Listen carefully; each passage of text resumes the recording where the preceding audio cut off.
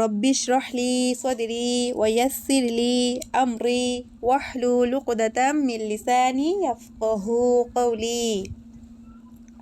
এই দোয়াটার অনেক মহত্ব আছে আপুমনিরা। আমরা দোয়া ক্লাস আমাদের শুরু হবে, প্রতিদিন একটা করে দোয়া শেখার চেষ্টা করব, হয়তো বা একটা বড় দোয়া হলে একটু আগে পিছে হবে। তো এই দোয়াগুলা ওইখানে বিস্তারিত আলোচনা করবে। এটা হচ্ছে মুসা আলাইহিস সালাম বলেছিল। এই দোয়াটার সংক্ষিপ্ত যদি বলতে চাই, মানে আমি আমার জীবনে এটা কি বরকত পেয়েছি যে রব্বিশ রহলি সদরি ওয়াইয়াসিরলি আমরি ওয়াহলুল উকদাতাম মিন লিসানি, হে আমার রব, আমার বুককে প্রশস্ত করে দিন, আমার জিহ্বার জড়তা দূর করে দিন, আমার কাজকে সহজ করে দিন, যেন তারা আমার কথা বুঝতে পারে। দেখেন আপমনেরা, এই যে আমি এখানে আসছি, কথা বলছি, আল্লাহ সুবহানাহু ওয়া তাআলা না চাইলে কোনো দিনও সম্ভব ছিল না।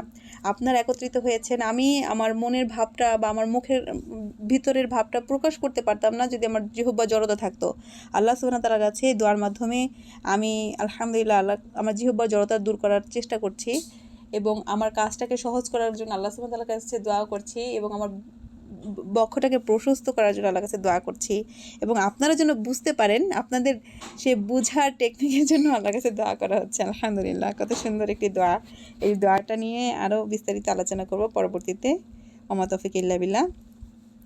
তো সেখানে বলছিলাম যে আল্লাহ সুবহানাহু ওয়া তাআলা যেন আমাদের উপকারী জ্ঞান বাড়িয়ে দেন। আর প্রতিটা জিনিসই তো একটা রুলস আছে। দেখেন আপু মনিরা, আমরা যে ক্লাসে জয়েন হয়েছি, আমাদের প্রথমে একটা ফোন ভালোভাবে ইউজ করতে হয়েছিল, ফোনটা চার্জ রাখতে হয়েছে, ব্যাটারি এমটি থাকলে কিন্তু আমরা ক্লাসে উপস্থিত হতে পারতাম না। তার পাশাপাশি আমরা একটা জুম অ্যাপস ডাউনলোড করেছি, লিঙ্ক পেয়ে আবার সেখানে জয়েন করেছি। কত কত রুলস, তাই না? তো প্রতিটা বিষয়েরই কিন্তু এক একটা রুলস থাকে। তো এই কোরআনকে পড়ার জন্য কিন্তু একটা সঠিক রুলস আছে, একটা নিয়ম আছে। এই নিয়মটাকে বলা হয় তাজউইদ। কোরআন শেখার জন্য যে নিয়ম, যে রুলস, সঠিক রুলস, এটার নামই হচ্ছে তাজউইদ। এই তাজউইদ যদি আমরা জানতে পারি, আমরা সহিভাবে কোরআন শিখতে পারবো। যেটার কথা সূরা আল মুজাম্মিলে বলা হয়েছে যে তোমরা তারতিলের সাথে, তাজউইদের সাথে শুদ্ধভাবে হচ্ছে অর্থসহ কোরআনটাকে সুন্দরভাবে পড়ো। এটা তাফসিরের কথা বললাম, এটা আয়াতের ইয়েটা ব্যাখ্যাটা, আয়াতের ইয়েটা অন্য। তো আল্লাহ সুবহানাহু ওয়া তাআলা আমাদেরকে তৌফিক দান করুক, আমরা যেন তাজউইদ সহ কোরআন শিখতে পারি। আগে যারা শিখেছিলাম, আমরা আল্লাহর কাছে তওবা করব যেন আগের ভুল ত্রুটিগুলো ক্ষমা করে আল্লাহ যেন তা আমাদের সওয়াবে পরিণত করে দেন ইনশাআল্লাহ। তো এই তাজউইদ শিখতে গেলে আমাদের কিছু কিছু বিষয় অবশ্যই জানতে হবে। আর আমাদের এই বিষয়গুলোতে একটু জ্ঞান রাখতে হবে যে তাজউইদের বিপরীত কী হতে পারে। যে একটা হচ্ছে সঠিক, এটার বিপরীত কি? ভুল। ভুল আর সঠিকটা বিপরীত শব্দ, তাই না? তো আমরা চেষ্টা করবো ইনশাআল্লাহ আমাদের রসুল সাল্লাল্লাহু আলাইহি সাল্লামে যেই উক্তি হচ্ছে হাদিস বলেছিল সেই অনুযায়ী আমল করার। রসুল সাল্লাল্লাহু আলাইহি সাল্লাম প্রত্যেকটি বিষয়ে আমল করা আমাদের জন্য অনেক অনেক গুরুত্বপূর্ণ এবং বরকতের। আর আমাদের কোরআন শেখা হচ্ছে ফরজে আইন, আমাদেরকে শিখতেই হবে। তলাবুল ইলম ফারিদাতুন আলা কুল্লি মুসলিম ওয়া মুসলিমা, মানে প্রত্যেক নরনারীর জন্যই দিনের জন্য ইলম শিক্ষা করা ফরজ, আবশ্যক, কর্তব্য। প্রত্যেক নরনারীর জন্য দিনের জন্য ইলম শিক্ষা করা আবশ্যক, কর্তব্য, করতেই হবে, বাধ্যতামূলক। তো আজকে আমরা ইনশাআল্লাহ শুদ্ধভাবে তেলাওয়াত শিখব এবং লাহান থেকে বাঁচার চেষ্টা করব। তো চলে আসলো লাহানের কথা। লাহান কি, আজকে একটু ডিটেলস আমরা লাহান নিয়েই একটু আলোচনা করব। কোরআন শরীফ শুদ্ধভাবে পড়ার নিয়মই হচ্ছে, শুদ্ধভাবে পড়ার যে রুলস, এটার নিয়ম হচ্ছে তাজউইদ। এই তাজউইদের বিপরীতে হচ্ছে লাহান। লাহান অর্থ ভুল পড়া। লাহান অর্থ কি আপমনিরা?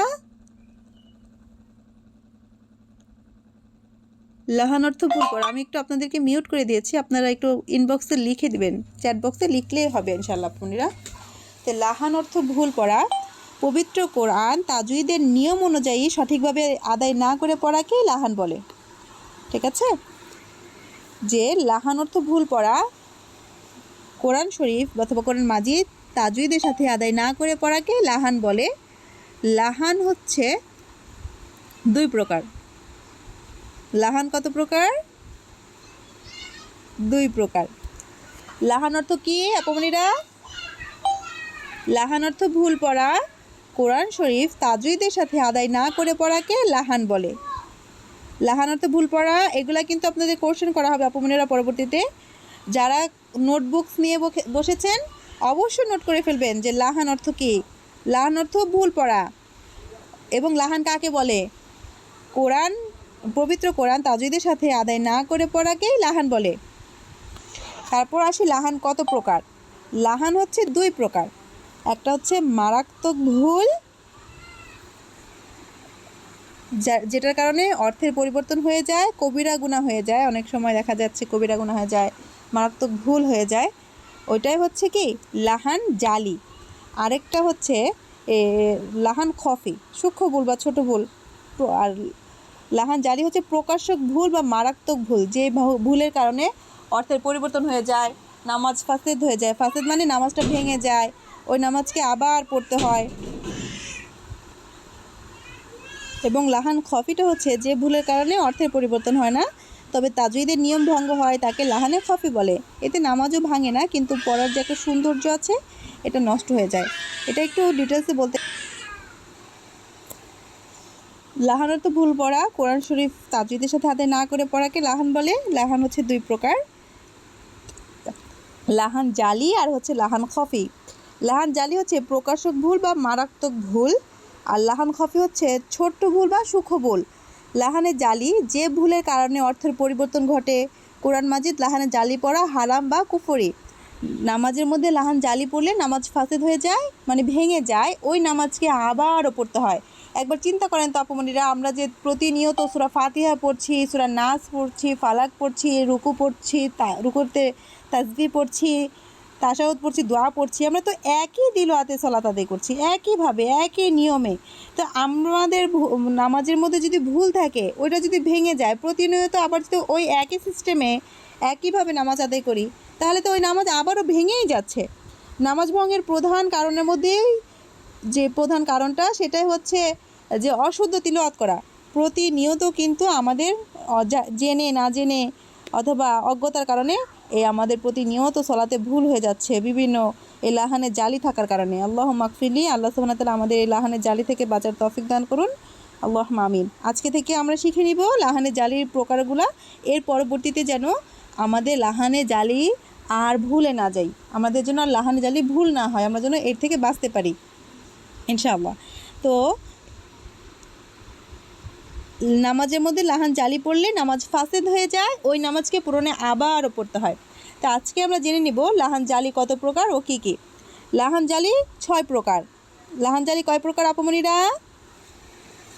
আপনারা মেসেজে লিখলেই হবে ইনশাআল্লাহ।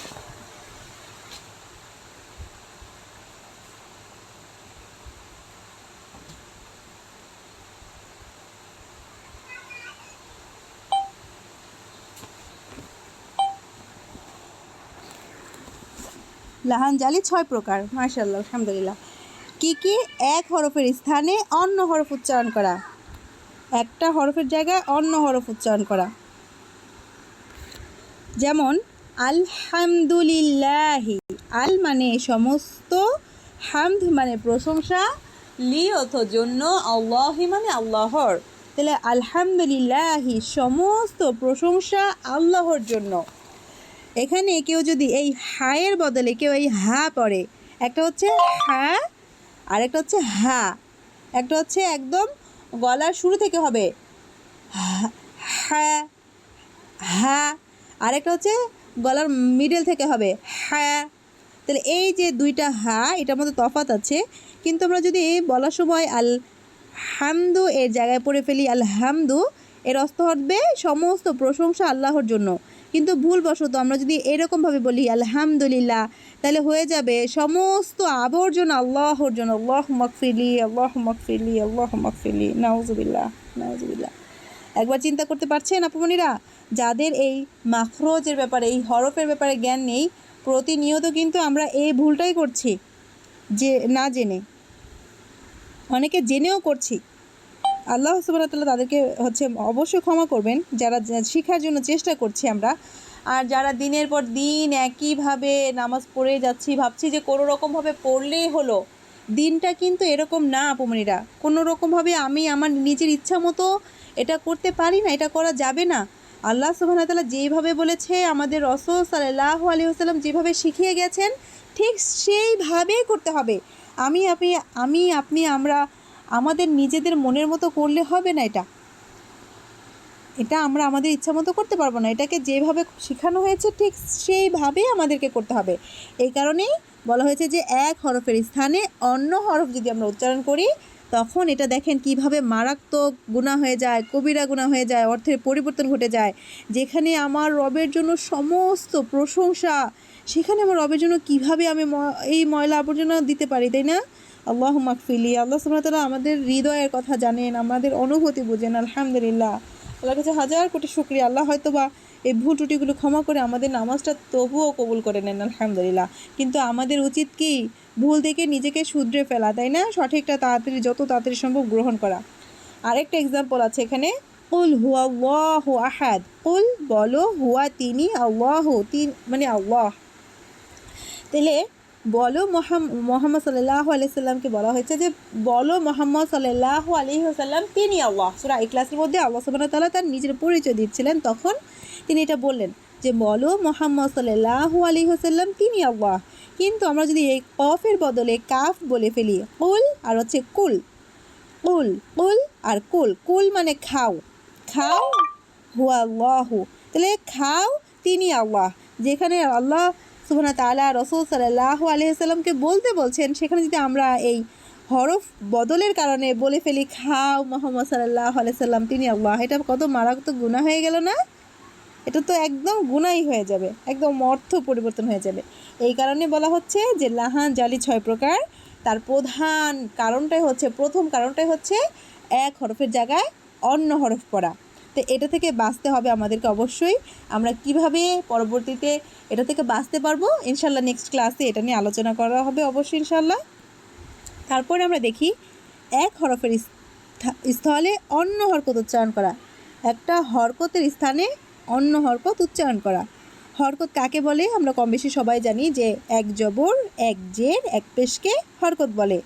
এক জবর, এক জের, এক পেশকে হরকত বলে। হরকতের উচ্চারণ তাড়াতাড়ি পড়তে হয়। তাহলে জবর জের পেশ, যেখানে জবর আছে সেখানে যদি আমরা পেশ পড়ে ফেলি, যেখানে জের আছে সেখানে যদি আমরা জবর পড়ে ফেলি, যেখানে পেশ আছে সেখানে যদি আমরা জের পড়ে ফেলি, এরকম হরকতের ওলটপালট হলেও অর্থের পরিবর্তন হয়ে যায়।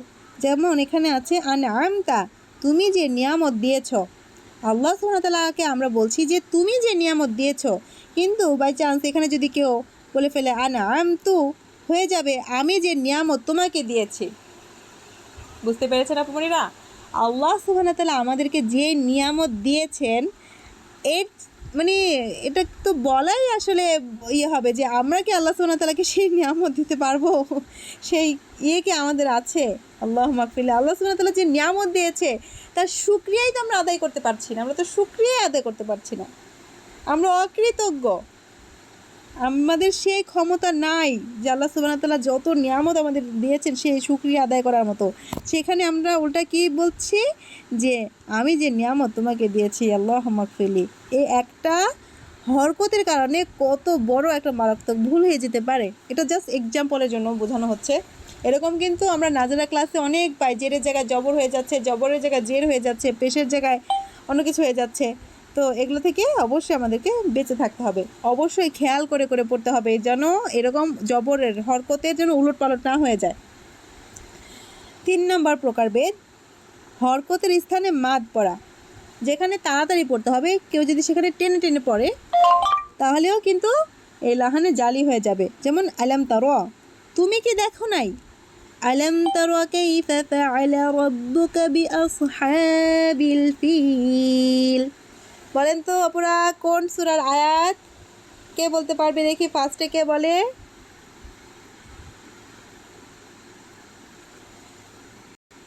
কমেন্টে বলে ফেলেন তো। মাশাআল্লাহ, আলহামদুলিল্লাহ।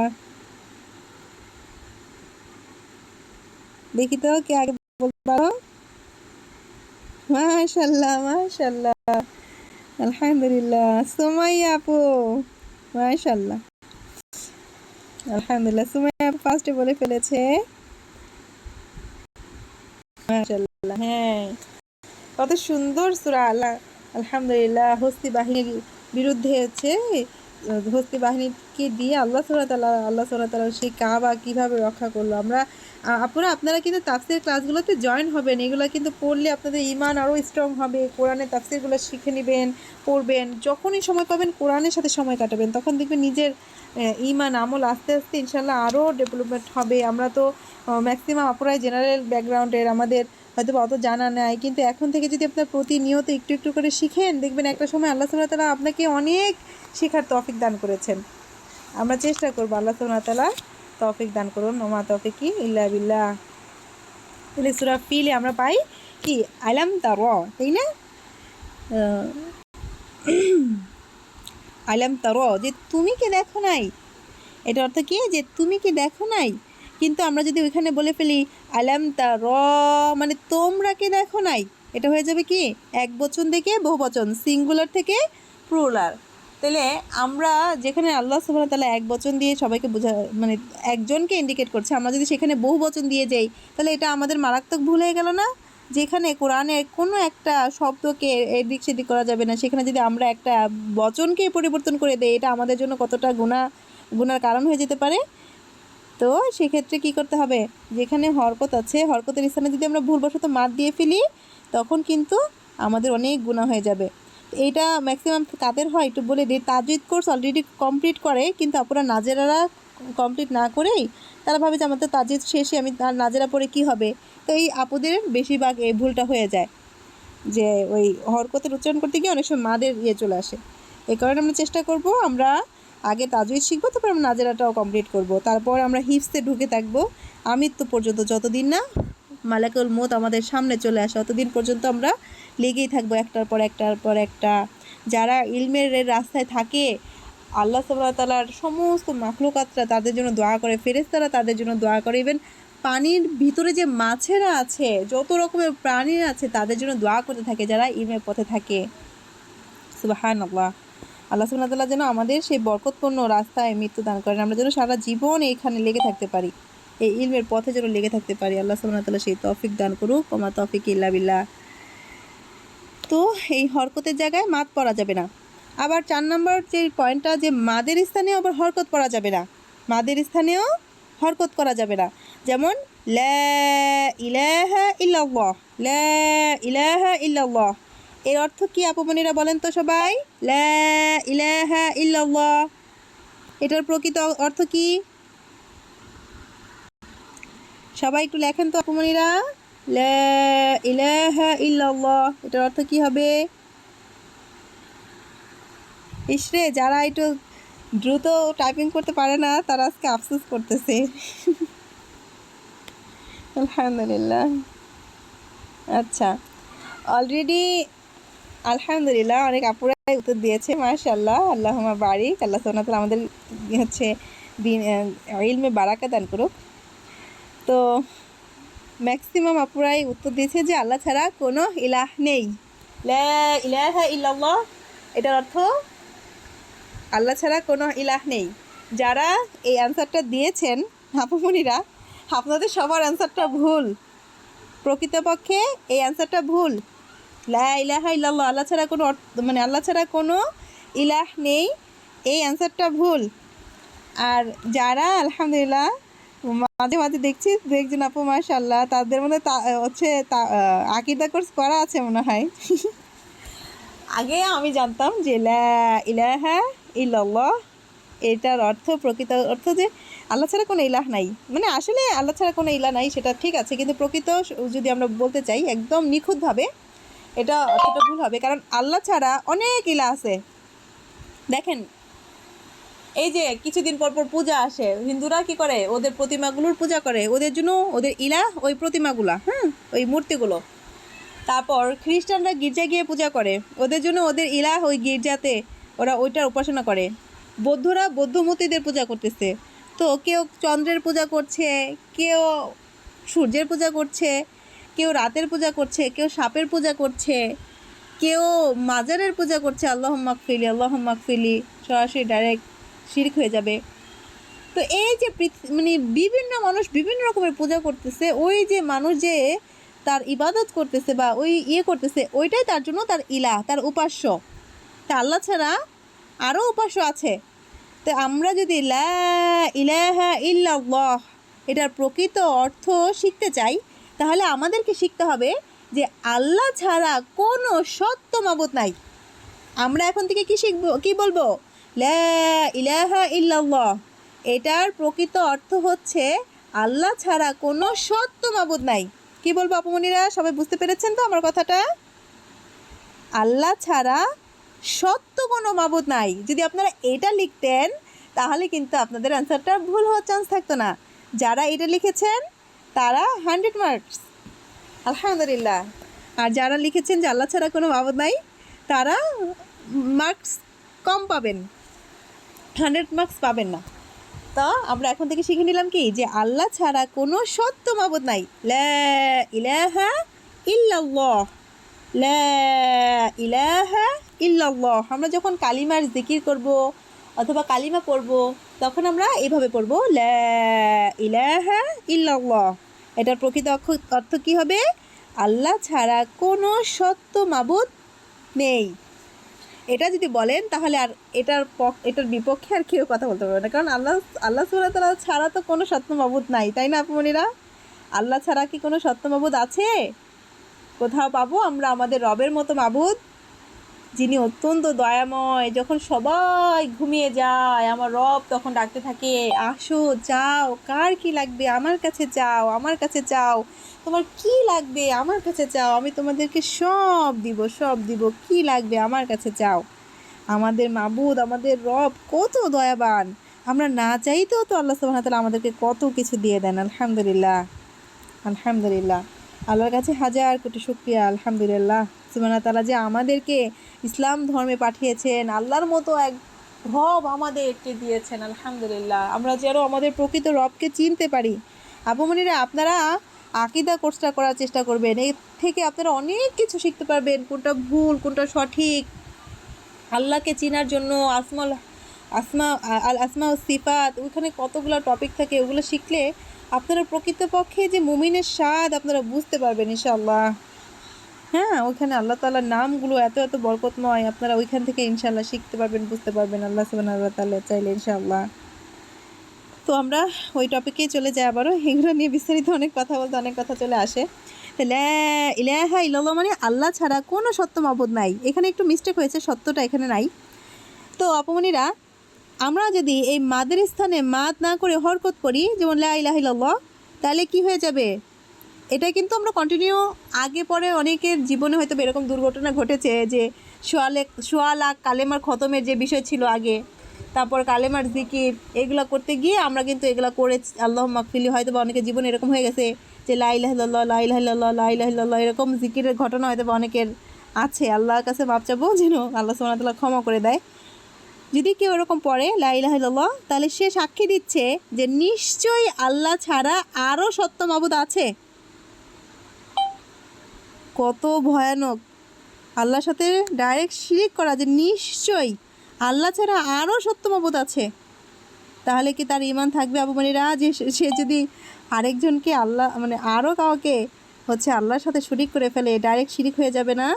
যদি কারো আমল নামায় একটা শিরিক থাকে, সে সারা জীবন জাহান্নামে থাকবে, সে কোনো দিনও জান্নাতে প্রবেশ করতে পারবে না, অন্তিম কালেও না, কোনো দিনও না। যদি তার আমল নামায় যাই থাকুক না কেন, যদি তার আমল নামায় শিরক না থাকে, তাহলে একটা সময় সে প্রায়শ্চিত্ত করার পর আল্লাহ সুবহানাহু ওয়া তাআলা যদি চায় তাকে ক্ষমা করে জান্নাতে প্রবেশ করাবেন। কিন্তু শিরক অবস্থায় মারা গেলে, আল্লাহর কাছে ক্ষমা না চেয়ে মারা গেলে, সে জীবনেও কোনো দিন জান্নাতে প্রবেশ করতে পারবে না। কত ভয়ানক কথা! আল্লাহ মাগফির, আবার শরীরের লোম দাঁড়িয়ে গেছে। আল্লাহ সুবহানাহু ওয়া তাআলার কাছে আমাদের সবাইকে জানা অজানা গোপন প্রকাশ সমস্ত শিরিকের জন্য ক্ষমা চাইতে হবে, এবং প্রতিনিয়ত এই দোয়াটা করতে হবে যেন আমরা শিরিক থেকে বাঁচতে পারি। হ্যাঁ, এই বিষয়ে আমাদের জ্ঞান অর্জন করে ফেলতে হবে, আমরা যেন শিরিকটা না করি। আমল আমরা যতটুকুই করি না কেন আপু, আখলিস দিন ইয়াকফিকাল আমলুল কলিল, হাদিস শরীফের অর্থটা যে তোমার ঈমান খাঁটি করো, অল্প আমল নাজাতের জন্য যথেষ্ট হবে। ঈমান যদি খাঁটি হয়, একটা যদি শিরিক না থাকে, যদি অল্প আমলও হয়, হয়তো পারে আল্লাহ সুবহানাহু ওয়া তাআলা ক্ষমা করে দিবেন ইনশাআল্লাহ। কিন্তু শিরিক আছে, অনেক আমল, এই সমস্ত আমল একদম ধূলিকণায় পরিণত হবে, একদম ধূলিকণায় পরিণত হবে, কোনো কাজেই আসবে না। আল্লাহুম্মা গফিরলি। তাহলে আমরা যদি লা ইলাহা ইল্লাল্লাহ এর বদলে যদি বলে ফেলি লা ইলাহা ইল্লাল্লাহ, তাহলে আমরা কি নিজেরা সাক্ষী দিয়ে ফেলতেছি যে আল্লাহ ছাড়া নিশ্চয়ই আরও সত্য মাবুদ আছে। আল্লাহুম্মা গফিরলি, আল্লাহ আমাদেরকে হেফাজত করুক। আমরা যদি কালেমা জিকির করি অবশ্যই আমরা লা ইলাহা ইল্লাল্লাহ। তাহলে আপুমনিরা দেখেন, এই মাদের স্থলে যদি মাদ না করে আমরা হরকত পড়ে ফেলি, যেখানে টান আছে সেখানে টান না দিয়ে এরকম দ্রুত পড়ে ফেলি, তাহলে কত একটা মারাত্মক ভুল হয়ে যাওয়ার চান্স আছে, তাই না? তো এই কারণে বলা হয়েছে যে লাহানে জালি পড়া হারাম বা কুফরি। তারপরে 5 নাম্বার এটা জজমের স্থলে হরকত পড়া। জজম অর্থ সাকিন, সুকুন, এগুলো যেটাই বলেন না কেন, যে নামে চিনেন না কেন, সবগুলো একই। তাহলে খলাকনা, আমি তোমাদেরকে সৃষ্টি করেছি। আল্লাহ সুবহানাহু ওয়া তাআলা বলেছেন যে আমি তোমাদেরকে সৃষ্টি করেছি, খলাকনা। এর স্থলে আমরা যদি বলি খলাকনা, তাহলে হয়ে যাবে তিনি আমাদেরকে সৃষ্টি করেছেন। যেখানে আল্লাহ সুবহানাহু ওয়া তাআলা ফার্স্ট পারসন, আর সেখানে আমরা বলতেছি যে খলাকনা, মানে তিনি, মানে আল্লাহ সুবহানাহু ওয়া তাআলাকে থার্ড পারসন বানিয়ে দেওয়া হচ্ছে। তাহলে এখানেও কিন্তু একটা মারাত্মক ভুল হয়ে যাচ্ছে, যেখানে কোরআনের একটা হরকতকে এদিক সেদিক করা যাবে না, সেখানে যদি আমরা এরকম মনের অজান্তে বা করে ফেলি তখন কিন্তু মারাত্মক ভুল হয়ে যাবে। তারপর হরকতের স্থানে জজম উচ্চারণ করা, যেমন ওয়ালিয়াদিনি আমরা কিন্তু সূরা কাফিরুনে পাই, তাই না? লাকুম দীনুকুম ওয়ালিয়াদিন। তো যে আমার জন্য আমার কর্মফল, অথবা আমার জন্য আমার দিন। তাহলে এখানে যদি কেউ যে হরকতের জায়গায় যদি সাকিন করে ফেলে, তাহলে হয়ে যাবে দিনের অভিভাবক। তো এইভাবে প্রতিনিয়ত লাহানে জালি হয়তো বা হরফের জন্য হয়ে যাচ্ছে, অথবা হরকতের জন্য, অথবা মাদের জন্য, অথবা সাকিনের থেকে হরকতের জন্য। তো এই বিষয়গুলোকে আমাদের অবশ্যই আয়ত্তে রাখতে হবে। লাহানে জালির কয়টা প্রকার? 6টা। এক হরফের জায়গায় অন্য হরফ উচ্চারণ করা, হরফের জায়গায় মাদ পড়া, মাদের জায়গায় হরকত পড়া, তারপর সাকিনের জায়গায় হরকত পড়া, হরকতের জায়গায় সাকিন পড়া। এই ছিল 6টা প্রকারভেদ। এটা আমাদের অবশ্যই মনে রাখতে হবে। আর লাহানে খফি হরফসমূহকে নিজ নিজ মাখরজ হতে সিফাত অনুযায়ী পড়া হয়, কিন্তু গুন্নার স্থানে গুন্না না করা, ইজহারের স্থানে ইকফা করা, পুরের স্থানে বারিক পড়া ইত্যাদিকে লাহানে খফি বলে। এই ভুলের কারণে অর্থের পরিবর্তন ঘটে না, এতে নামাজও ফাসেদ হয় না, তবে পড়ার যে সৌন্দর্য আছে এটা নষ্ট হয়ে যায়। লক্ষণীয় যেসব উচ্চারণে যে সমঝোতা আছে কিন্তু সিফাত ভিন্ন, সেই সব হরফের সিফাত আদায় না হলে লাহানে জালি হবে। যেমন কফ, কাফ, এগুলাতে কি সিমিলার, বাট এটা মাখরজ কিন্তু ভিন্ন, এটা সিফাতও ভিন্ন। তো এই কারণে একটা জায়গায় আরেকটা পড়লে লাহানে জালি হয়ে যাবে, যেটা আমরা পড়ে দেখে আসলাম এক্সাম্পলগুলোর মধ্যে। তো আমরা প্রথম থেকে একটু আবার রিভিশন করে আসি যে লাহান অর্থ ভুল পড়া, পবিত্র কোরআন তাজউইদের নিয়ম অনুযায়ী সঠিকভাবে আদায় না করে পড়াকে লাহান বলে। লাহান 2 প্রকার। লাহান জালি, যেটা হচ্ছে প্রকাশক ভুল বা মারাত্মক ভুল, যে ভুলের কারণে শব্দের অর্থ পরিবর্তন হয়ে যায় তাকে লাহানে জালি বলে। এই ভুল নামাজে হলে নামাজটা ভেঙে যাবে, ওই নামাজকে আবারও পুনরায় পড়তে হবে এবং হারাম কিংবা কুফরি হয়ে যেতে পারে। আর লাহান খফি ছোট্ট ভুল বা সূক্ষ্ম ভুল, যে ভুলে অর্থের পরিবর্তন হয় না তবে তাজউইদের নিয়ম ভঙ্গ হয়, তাকে লাহানে খফি বলে। এতে নামাজ ভেঙে যায় না, কিন্তু তিলাওয়াতের সৌন্দর্য ও পূর্ণতা নষ্ট হয়। তো লাহানে জালির যে প্রকার ছিল 6 প্রকার: 1 হরফের স্থানে অন্য হরফ পড়া, 1 হরকতের স্থানে অন্য হরকত উচ্চারণ করা, হরকতের জায়গায় মাদ পড়া, মাদের স্থানে হরকত পড়া, তারপর হরকতের জায়গায় সাকিন পড়া, সাকিনের জায়গায় হরকত পড়া। এই ছিল লাহানে জালির 6 প্রকার। এই 6টা প্রকার আমাদের একদম ঠোঁটস্থ মুখস্থ করে ফেলতে হবে এবং এর থেকে আমাদেরকে বেঁচে থাকতে হবে।